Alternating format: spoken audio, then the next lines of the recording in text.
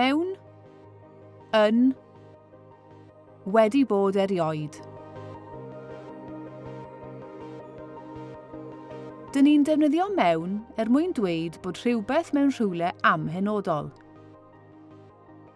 In a yn Saesneg. Dyn ni ddim yn rhoi enghraifft pendant. Ddim yn specific. Edrychwch ar yr enghreifftiau yma. Pa anifail sy'n byw mewn coeden? In a tree yn Saesneg, nid rhyw goeden benodol. Pa fwyd sydd mewn picnic? In a picnic yn Saesneg, nid rhyw bicnic penodol. Dydy mewn ddim yn achosi treiglad yn y gair sy'n dilyn.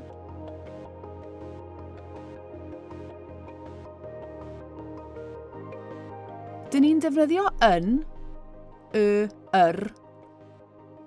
mwyn dweud bod rhywbeth mewn lle penodol.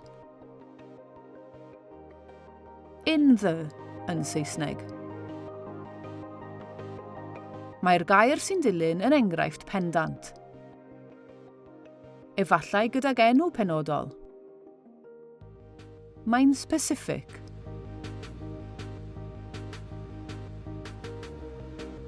Os ydy'r gair sy'n dilyn yn dechrau â chytsain, consonant, dyn ni'n defnyddio yn y. Pwy sy'n gweithio yn y banc? Wyt ti wedi bod yn y siop newydd yn y dre?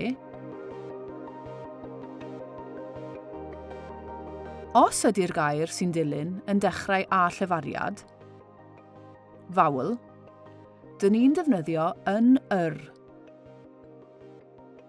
Pwy sy'n gweithio yn yr ysbyty? Dych chi wedi bod yn plannu yn yr ardd? I ddatblygu'r rhain, newn ni gyflwyno patrwm arall gyda nhw. Dyn ni'n defnyddio wedi bod ar gyfer have been. A dyn ni'n ychwanegu erioed i olygu ever.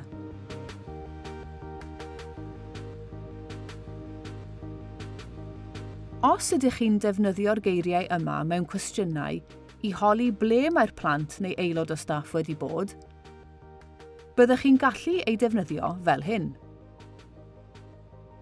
Wyt ti wedi bod i'r zoo erioed? Have you ever been to the zoo? Dych chi wedi bod ar awyren erioed?